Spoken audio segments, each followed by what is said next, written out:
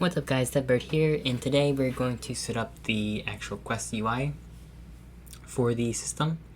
So right now we have our basic rudimentary quest system, but there's no way to actually accept quests and for the quest to appear on the screen like a little, at least because we have the quest name and quest description. We don't do anything with that.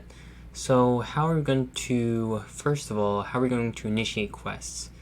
So the way I'm going to show you is that we're going to initiate quests by talking to NPCs, and at the end of the conversation, you'll have an option to accept or decline the quest. And there will be a little pop-up for the quest too. So let's get started, and let's start with the quest UI first. Alright, so the first thing we're going to want to do is we're going to want to set up the UI. And so we're going to go over to our canvas here, and we're going to just create a new game object, and we're just going to call this Quest UI. And in this UI, this is going to be the pop-up for our quest, which will have the descriptions and all that good stuff, which will allow you to accept quests. And so let's start with a background. So let's go to UI, just create image. And so this is the background, and let's put in a, I have this thing called a blue panel, and this will be the background, and right now it doesn't look so great, but I'm going to adjust the size a bit.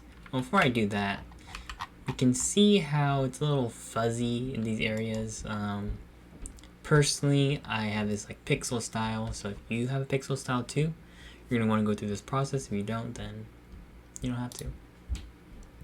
But here it is, and I'm going to just change the filter mode from bilinear to point, hit apply. And you can see that immediately there's no longer that anti-aliasing going on, and we can see the pixels now. It's still a little fuzzy. Well, I think that's just how it is actually. Never mind. So the next thing we're going to do is we want to increase the size, but if you look, let's do this real quick, and I'm going to revert it. If I increase the size of this thing, I'm just going to scale it up. It can stretch really oddly. And you see the sides, how they stretch like this. It doesn't look quite right. And I'm gonna have, and I don't really want a box. If I keep it as a box, it looks okay, but I want to be able to change it to any shape that I want. So what I'm gonna do is I'm gonna go to my blue panel, and I'm gonna change the mesh type from tight to full rect. And what we're going to do is create something called a 9 patch. And I'm simply going to go to my sprite editor after I hit apply. Go to sprite editor.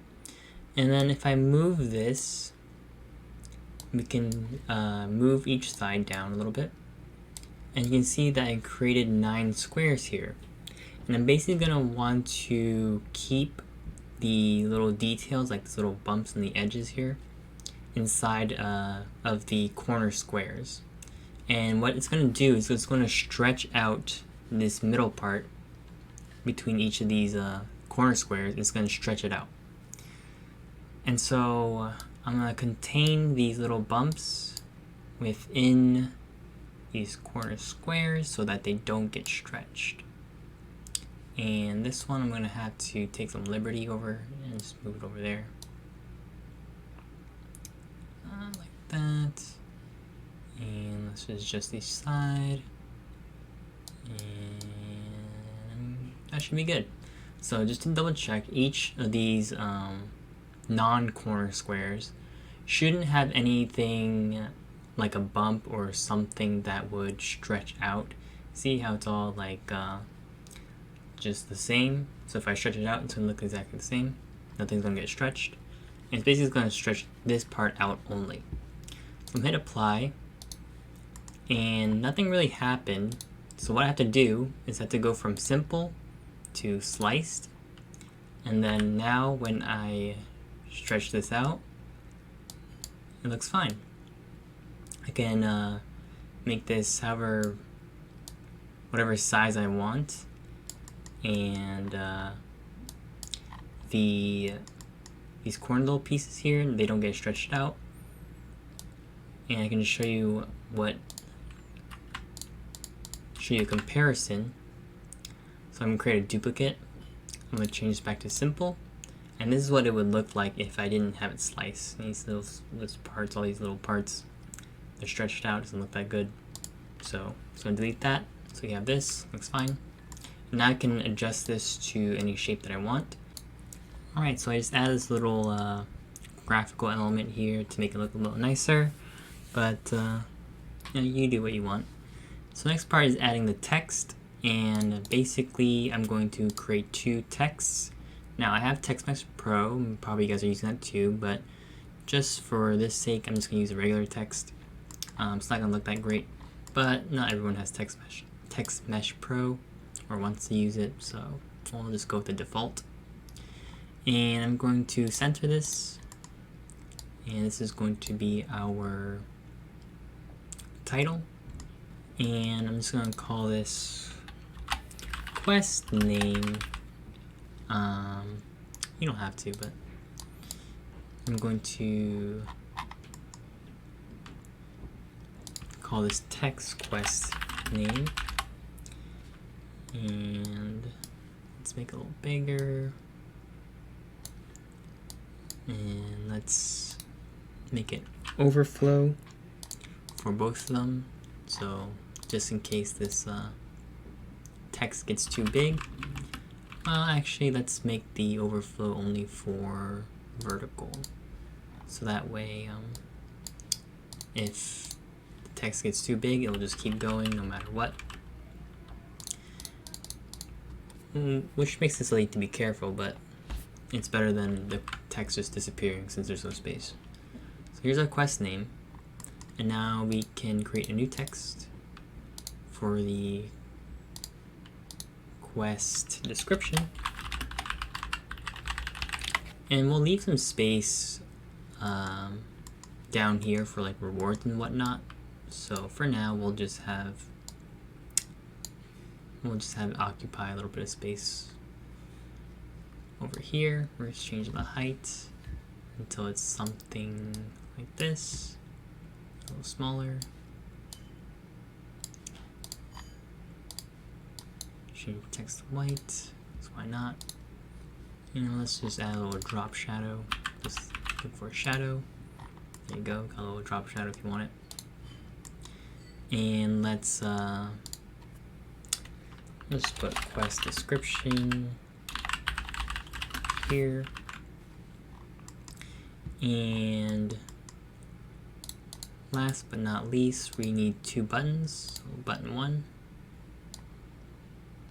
and then we're going to scale this down a bit. It's not gonna look very good, but that's okay. Maybe in a future episode we'll like make it look pretty, but for now we just want the functionality. So we want two buttons down here, and one of them's going to be the accept button, and then the one's going to be the decline button. So I'm just going to quickly call this one accept, this one decline. And this is going to be the basis, or the base for our quest UI. So whenever we get a quest, this will pop up, and we'll be able to see the name, the description, what we need to do, stuff like that. And later on we'll have like the rewards, and we'll have the objectives that we need to do down here. Then we can accept or decline. But for now, that will do it for our quest UI. And now we can actually start coding. Alright, so the first thing we're going to do is we're going to create a quest manager. So this will handle opening the quest, accepting the quest, and amongst other stuff too. So let's go over to our scripts. Let's create a, well, we already have one called quest scripts, and then we're going to create a new C# script and call this quest manager.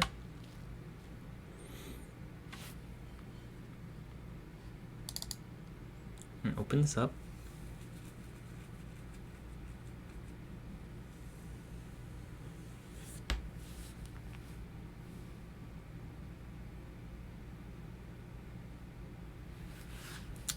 Alright, so we have our quest manager here, and we're just going to get rid of everything.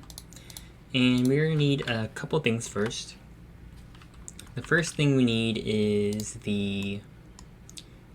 all the references to the quest UI. And so we're going to need the background, or not the background, sorry. We're going to need the quest name, description, and, well, for now I think that should be enough. So we're going to need the public text. Oh, we need to be using Unity engine.ui, so nothing pops up when I type in text, so I hit Alt-Enter. And then we're going to go down to using Unity engine.ui, hit Enter, and now the text works. So we'll call this quest name, public text, quest description.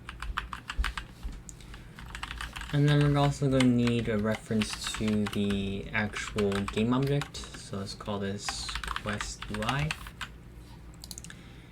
And so the reason why we need all this stuff is because when we want to access the quest UI in other scripts, we can simply just call like open quest UI or something method like that, and set all the descriptions and the names and whatnot really easily.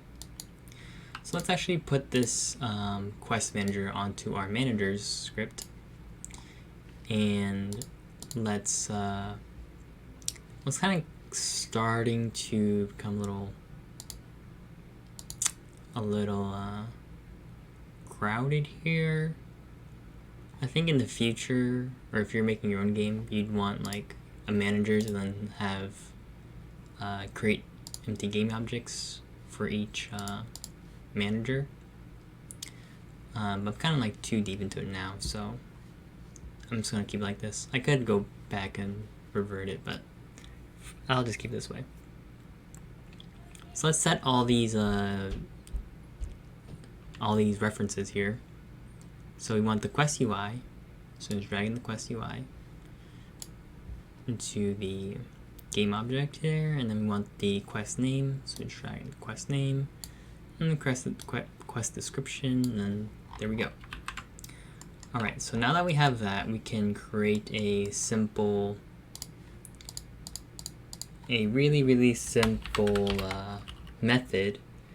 We're going to make a public method, and we're going to call this public void set quest UI, and then we're going to need a quest base, and call this quest. Let's call this new quest. So this is going to be the quest that's getting passed through this method, and then what we're going to do with that is we're going to use that information from the quest to set the quest name and description. So the first things first is that we need to actually set the UI to active. Set active true. Okay, so the quest UI is now active. Now we need to set the name, so we can do quest name dot name.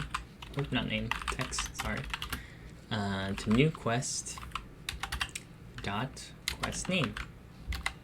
And then do the exact same thing with the quest description. New quest dot quest description. And there we go. We have the method we can use to set the quest UI. And now the next part is that we just need to actually use this method. And the way we're going to use it is through the dialog. So we're going to create a new dialog and a new dialog script that's going to be deriving from our base dialog. And we're going to basically just make it so that at the end of the dialog, we are going to initiate this set quest UI. And so let's go over and see how we can do that. Alright, so we're here in our dialog scripts folder, and we have two types of dialog. We have dialog base, which is just the basic dialog, nothing happens really. And you have dialog options where at the end options will appear. And then now we're going to create a new one. Let's just create a new folder real quick and call this dialog types, just because for organization reasons. So we have dialog base, then we want to get dialog options, and we're going to drag those two into dialog types. And then we're going to create a new one, a new C#, and call this dialog quest. Alright, so let's open this up. Alright, so we have dialog quest here, and we're just going to get rid of this.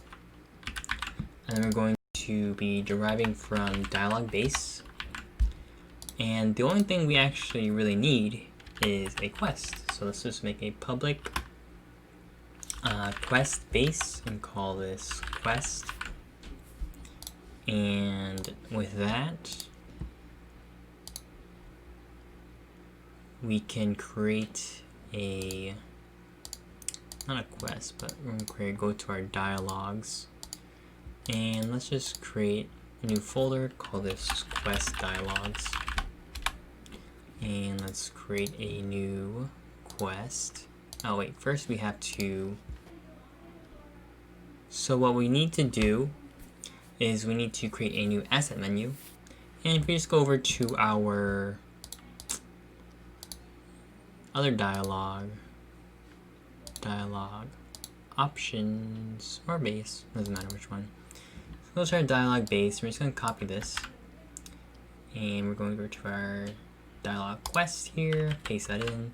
But obviously we don't want dialogues to be the name of it. We're going to call this dialog quest. Dialog quest is fine. But I'm actually going to clean this up a little bit because I'm pretty sure that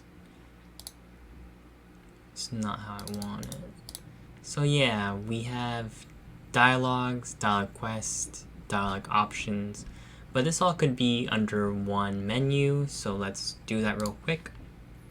Let's add dialogues and slash, and then let's copy this part and add it to my dialog base. Let's just call this basic dialog.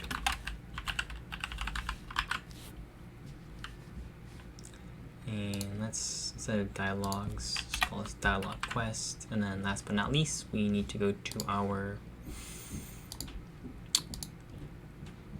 dialog options. And oops, that's not what I want. Dialog options. And we can now go over to our quest dialog, and then if we hit create, we see that all of them have been compressed into one menu, and then we can see basic dialog, dialog quest, and then dialog options. So let's make another thing about it, basic dialog should be dialog basic to follow the same theme. So I'm just gonna fix that super quick. Instead of basic dialog, we're just gonna have dialog basic, just to follow the theme of the other dialogues. And once it updates, we now have dialog basic, dialog quest, dialog options. Okay, so I want to make a dialog quest. I'm going to call this initiate kill slimes quest. And we see that we have our dialog info here still, because we're driving from dialog base. So we have the exact same thing where we can create a basic dialog with between characters, just saying like, hey, what's up? I'll try to make it a little more intentional. So let's say Mel here is going to have a quest for you, and she says, hey Link, I have something. I have something I need you to do for me. And then Link will respond like, yeah, what is it? And finally she'll maybe say a little bit about the quest, be like, slimes have been taking over the town recently. Do you think you could help? And then after that, what's going to happen is we're going to go to our quest here. So we have a quest, and then hit the little circle, and we have all the quests in the game, and we only have one, so we're just going to click on this one, and it's going to initiate the Kill the Slime quest. And so what we're going to want to do is implement it so that when we get to the end of the dialogue, this quest will pop up and be initiated. So let's see how we can do that. Alright, so before we can even get to the dialogue part, we need to create a Singleton, and we're going to do this the same way we did the game manager, where we just put a public static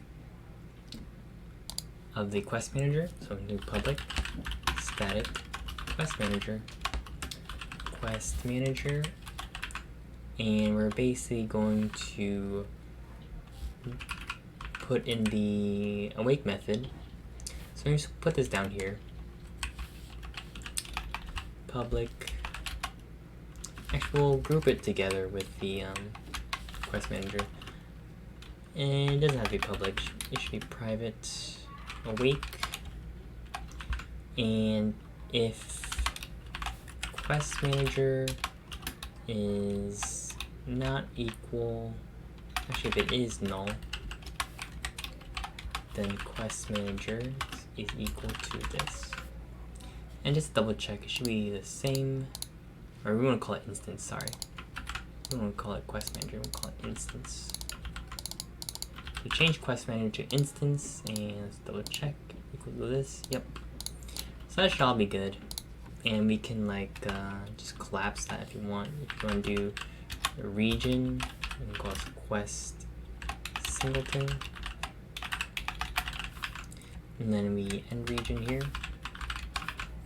And then that way you can just click this little button and it'll collapse that, so we don't have to look at that anymore. And so now that we have the Singleton set up, we can go over to our dialog base, or not dialog base, sorry, our dialog manager. And here it's a little bit messy. I didn't anticipate on having this secondary, I guess tertiary, dialog type. And so the more dialogue types you have, the trickier it's going to get, because you don't want a bunch of like if-else statements. If you find yourself having a lot of if-else statements, you're probably going to want to use a switch statement. I'm not going to do that here because I probably won't have more than 2 dialogue types. The options and the quest. So I'll keep it like this, but if you have more things you want to add, then I'd suggest cleaning it up a little bit. So we're going to need to add a method that checks if our dialogue is a dialogue quest type. And if it is, then we simply at the end of the dialogue, we're just going to call this method here. So let's do that. Let's create a method, and let's create it over by the option parser. So let's just do that. Private void. And let's say, well, we can do it in a much simpler way. Because there's not, the options has a lot of logic to it, so that's why we had to have a lot of this stuff. So we can simply just track what dialogue base is currently being read, and I can't simply just take this parameter and like just put it anywhere I want. So what we're going to have to do is create a global variable. And you could probably update the option parser to also use this method. It's a little bit better but in hindsight I should have done that. But I'll show you how to do it, and you can just update the option parser if you want to make it a little bit cleaner. So what we're going to do is we're going to create a private variable, and we can just put it along with these private variables here. Private variable dialog base, and call this current dialog. So we want to know what dialog is currently being played, and when we enqueue the dialog, that's the way we're going to do it. So we can put it right around, let's say here, dialog, current dialog is equal to TV. So now we are able to track what our current dialog is, and then we can just simply have a method over by here. I'll just I'll keep it there. So I'm gonna make a private void that is going to check if dialog quest, and basically I'm going to see if the current dialog is a dialog quest. So if our dialog is a dialog quest, what am I going to do? We're simply going to convert current dialog to a dialog quest. The way we're going to do that is we're going to say dialog quest, we can call this DQ for dialog quest, is equal to current dialog as a dialog quest. And so we've converted the current dialog, or I guess we've converted DQ, or we create a new variable called DQ, which is a dialog quest, and we took our current dialog and we're making it equal to that. And so now what we can do is we can go and use our quest manager dot instance dot, and we're going to use our set quest UI.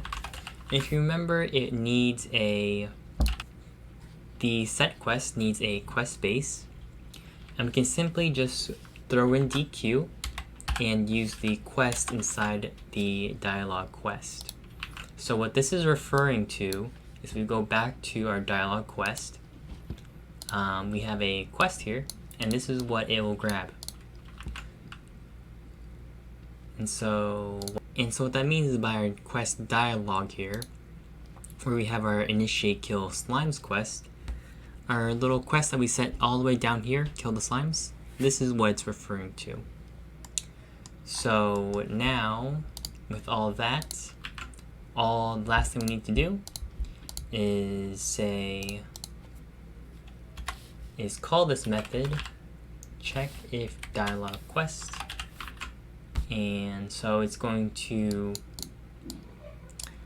reach the end of the dialog, and then if it's an option, then it'll do the option logic, and if it's a quest dialog, then it will initiate the quest.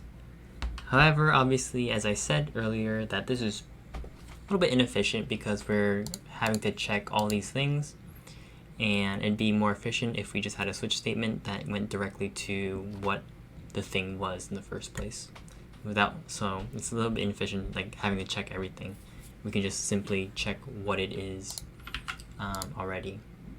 So if you're interested in that, you should probably look up switch statements and learn how to do that. But that's not going to be in this video. Maybe I'll make a separate video for that. We'll see. And so the last thing we need to do, so now if I guess I should just show you. I'll go over to, well, first we have to set this to active. And I don't believe that I have a description for this. Oh, I do. Okay. So let's go over to our test NPC over here, where she is, and she has some dialogue. I'll just create a new one for her and put it somewhere else. I don't think this heart does anything, so let's pray that it doesn't. I'll just mess things up. Does it do anything? Oh, you do something. So let's move this somewhere else.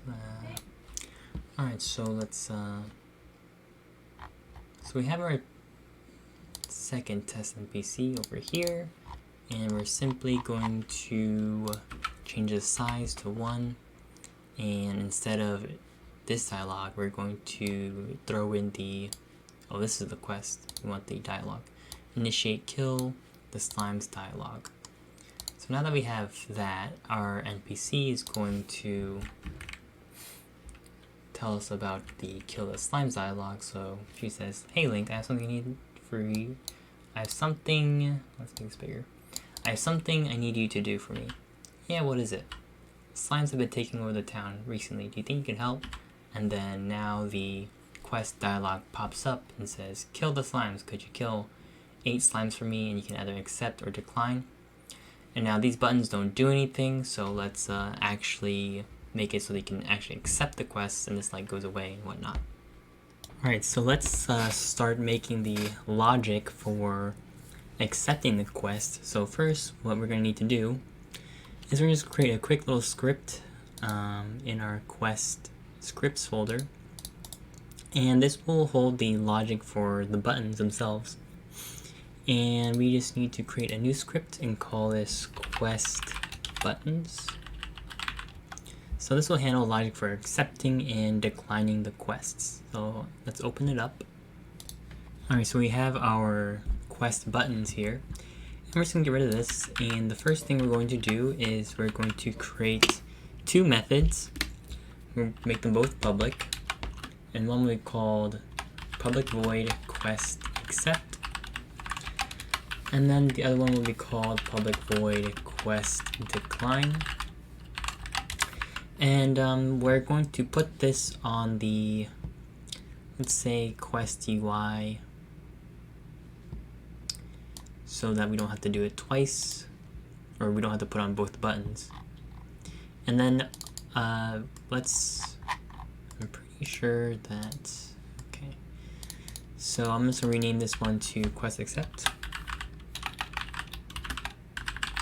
And this one quest decline. And I'm going to add a new onClick button or event.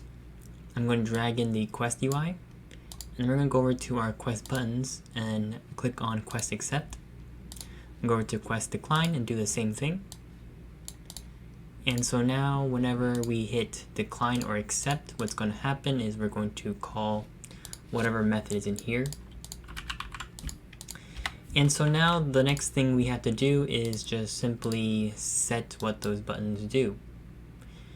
And the decline is pretty simple. All we need to do is hide the UI, because we don't want to accept the quest. So we just do our quest manager instance dot quest UI, and then we can just set active to false. For our quest accept, it's going to be a little bit trickier, but we also want to set the quest to false again, because we don't want to see it anymore, whether we accept or decline it. Same thing happens, we hide it. But the quest accept, we also have to do a couple of things. So the first, very obvious thing is we need to actually initiate the quest. And the way we initiate the quest is simply by going over to our quest base. We have a little method here called initialize quest, and this is how we initialize the quest. So let's go back over to our quest buttons here. And so how do we get access to this quest base initialize quest? Well, what we have to do is go to our quest manager, and we're going to have a public variable, public quest base and we're going to call this quest base, and then we do get set. And the reason why we're doing, well, we don't call this quest base, we call this current quest actually. Current quest, and the reason why we're doing get set is because we don't want to see it in our inspector. And while you could also just do hide inspector, I kind of like this way in doing it more and having the hide in inspector attribute. So now we have this current quest, but we never set this thing. So how do we set the current quest? So the way we're going to set our current quest is just the same way we set our current dialog in our dialog manager. And we're going to, whenever we set the quest, we can simply also make the current quest equal to the new quest. And that way we always know what current quest is active in whenever we have our quest UI active. We'll know what the current quest is. So now that we know what the current quest is, we can simply go back to our quest buttons and say current quest manager instance dot current quest dot initialize quest. And there we go. We've initialized the quest, and that's all there is to it for now. Now we can go and test this out. Alright, so one important thing we need to do before we test is that in our test script we initialize the quest here, and we don't want to initialize this quest because we're initializing it through an NPC. So we'll just get rid of that, and let's start. And if we go over to this NPC over here, she says, hey Link, I need something to do for me. Yeah, what is it? Slimes entering the town. Do you need help? So here we have the kill the slimes quest. Could you kill 8 slimes for me? And hit accept or decline. And you see I'm using my mouse. Later I'll show you how to use your keyboard. It's pretty simple, but for now we'll just use our mouse. We'll accept. And we accepted the quest, and the UI disappears. And we'll probably have like a sound effect to show that we actually accepted the quest, because there's no feedback right now. But if I go over to these slimes and I kill both of them, we should see a debug pop-up saying we completed the quest, and we do. So the quest is completed. If I didn't hit accept, then that wouldn't have happened. So now that we can accept the quest, what do we do now? Well, there's something really important that was kind of overlooked so far, and it's that we accepted this quest, but if we go back to this NPC, she's going to offer the same quest again. See, she's going to say, hey, can you kill the slimes again? And obviously I just did that, so I don't want to do that again. So how do we fix this problem? Well, I'll show you how to do that. First, I'll show you guys how to use your keyboard to accept the quest really quick. So what the issue is that it's not focusing the buttons, and so to quickly focus on the buttons, all we have to do is create a reference to the button. So let's focus the quest accept button first. So we'll say button,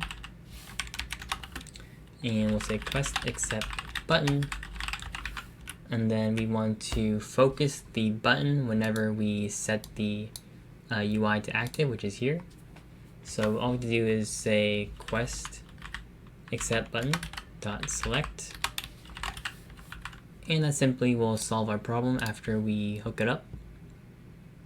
So we need to go over to our quest manager, and over by the quest accept button we need to drag in the quest accept button, and I'll just make the highlighted color a little bit extreme so that you guys can tell that's being highlighted. Let's say red color here. It's a little hard to tell if it's highlighted or not.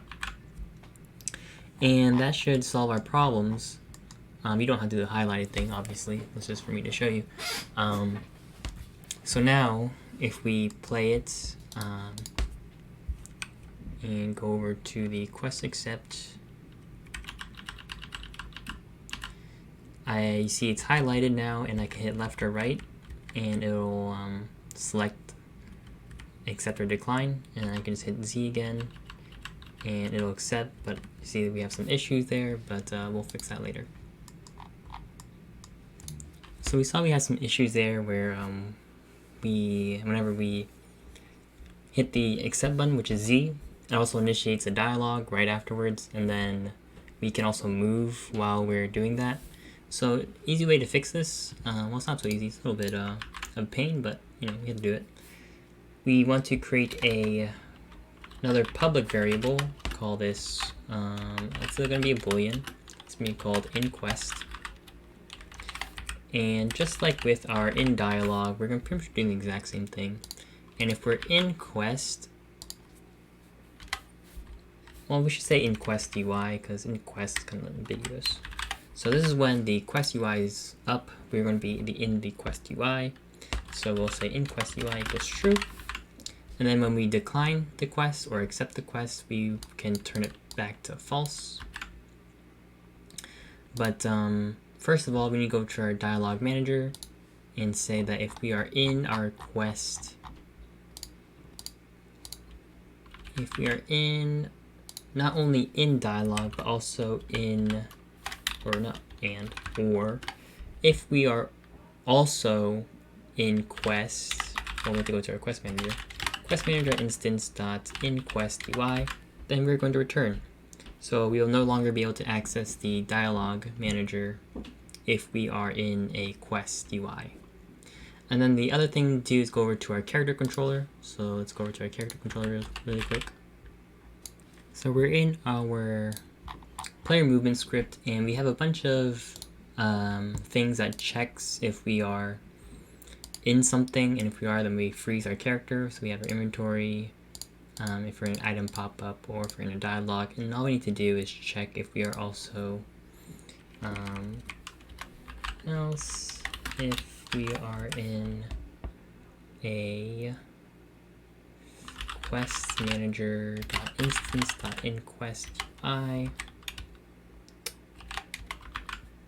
We're going to do is frozen equals true.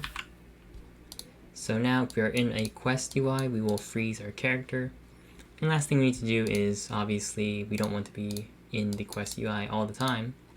And so we want to exit out of the quest UI once we close the quest UI.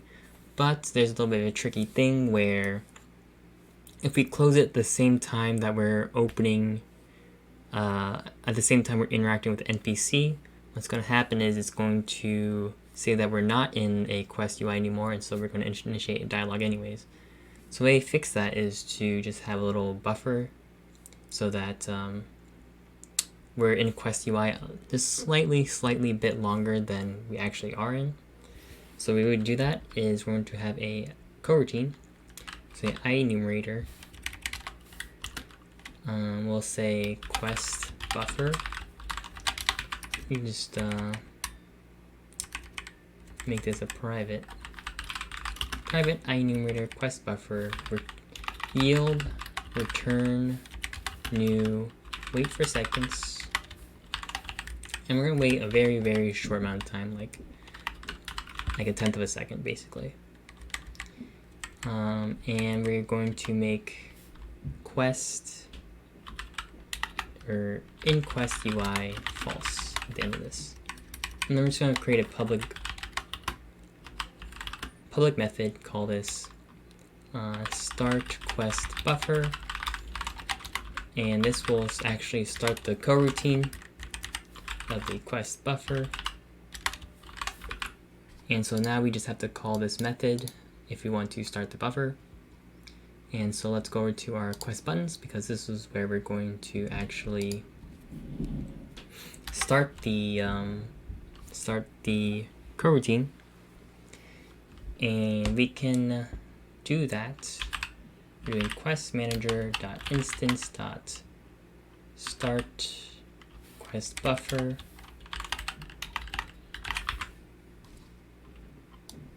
I'm going to copy this, paste this down here, and that should do the trick. So let's start and talk to this person here. So we have our kill the slimes. If I hit Z, it's just going to accept it, and we don't get into a new dialogue. And also if I try to move around, I can't move around. but if I hit decline, I can then move around again. Alright, so we handled that. Now the next part is to handle the infinite quest loop. So let's see how we can fix that. Alright, so in order to fix the infinite quest loop, we're going to go over to our dialog trigger. So enter dialog trigger, and actually we'll create a new dialog, and we're going to create it in the quest scripts, and we'll just call this quest dialog trigger. And we're going to separate the two because I think it'll be a little bit better workflow and easier to do. So this is going to be derived from dialog trigger. So it's basically going to have the exact same information as the dialog trigger, except we're going to be changing a few things. We're going to have a public quest, what is it called? Dialog quest? Dialog quests. And we call this dialog quests. And so if we go over to our test NPC over here, and we'll just get rid of this for now, and we'll add the dialog or quest dialog trigger, and we see we have a new little drop down menu. So we have our basic dialogues here, but then we also have a place where we can only put dialog quest triggers, or dialog quests I should say. And so what's going to happen is that we're going to also create a new variable, and we'll call this public bool has active quest. And so the thought process behind this, once it compiles, is that certain NPCs will have quests, but sometimes you don't want the quest to be triggered. Maybe they have some sort of prerequisite, like first you have to do these quests before this quest unlocks. And so if this has active quest isn't checked, it's going to ignore the dialog quests. But if it's not checked, if it is checked, then it's going to trigger the dialog quests. And so let's see how we can do that. Alright, so first we're gonna make this a little bit prettier because it's a little bit congested. So we'll make a header. We'll call this quest dialog info. And so that way we have a way to separate what the normal stuff is from the dialogue stuff, or the quest dialogue stuff. And we can even do that over here too, if we go over to our dialogue trigger. So let's go over to our dialogue trigger.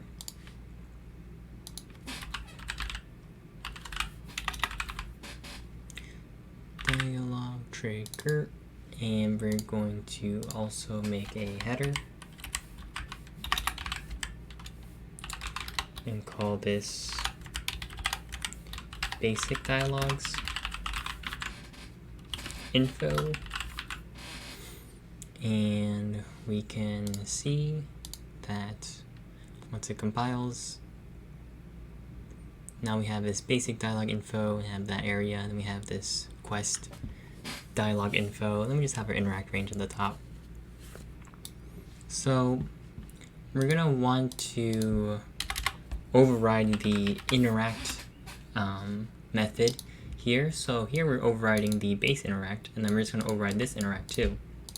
So we're going to say public override interact, and so we're going to get rid of that and go do something completely different. And we also need a public integer, and we'll call this quest. Call this quest index, and just like with my other stuff, we'll do a get and a set. And what we're going to do is that we're going to say if has active quest, what we're going to do is simply trigger the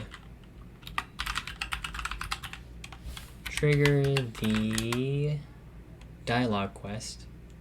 So it's a dialog manager.instance enqueue dialog. I'm going to enqueue the dialog quests, and we're going to do it at the quest index. Alright, so if we have active quest, we can trigger a dialog quest at the quest index. But if we do not have that, we just do what we normally do. So what we normally do is over here. So let's just copy paste this and go over to our, well, what we also do is just, I believe we can just do base interact.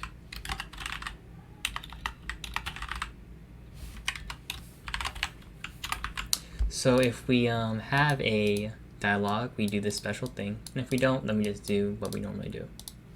So let's see how that works out. Let's start with having her say, name is Zelda.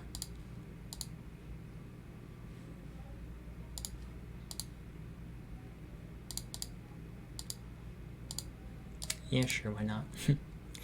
And let's do the kill the slimes quest. So we'll have to do it through the inspector here. But let's turn this off and let's go talk to her. So it says, hi, my name is Zelda. And then if I turn on active quest, she says, hey Link, I have something I need you to do for me. Yeah, what is it? And then we have the slime things again. So that's how we're going to trigger our quest and do normal stuff. We don't have anything if we don't have a quest there. So that still doesn't handle our issue of the infinite quest, but we're going the right direction. Alright, so whenever we accept a quest, we're going to need to turn the has active quest off. And so we need access to the quest dialog trigger. So let's go over to our quest dialog trigger, and let's go over to our quest manager actually. And in our quest manager, this is our game manager. In our quest manager, we're going to need another public. We'll make this a quest dialog trigger. We'll call this current quest dialog trigger get set. And we're going to set this whenever we interact with a quest dialog trigger. And so we can simply just say, hey, we interacted, or we started a dialog here.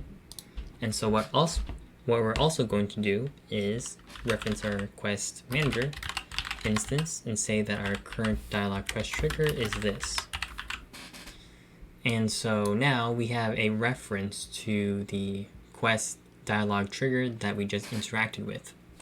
And then when we accept the quest over by our quest buttons, what we're simply going to do is we're going to say quest manager instance dot, and we can go over to our current quest dialog trigger and then access the has active quest and make it false. And so now if we look at our test NPC, we have a active quest. And let's go over and accept the quest. Hey Link, I have something you need to do. Slimes will take me to town. We accept the quest, and you see that the has active quest turns off now. And so if I talk to her again, she just says, hey, my name is Zelda. And that's how you do that. That's pretty much the extent that we'll go for today. Next time I'll teach you guys how to actually set the quest, quest index. So here we see we have we can have more than one quest. So obviously, like, an NPC can have chain quests for you, but right now we can't do that, and probably in the next video I'll show you guys how to do that, or if something else you guys want. So that's it for now, and I'll see you guys next time. I'd like to thank my Patreons Van Helen, Seymour, Mars, Black Fox, Pale Blue Dot, Emerson, and Polybius. Thanks for being my Patreon. If you want to become one of my Patreons, you can go to patreon.com/devbird. Obviously, you don't have to, but every little bit helps. And thanks for watching, guys. I'll see you guys next time.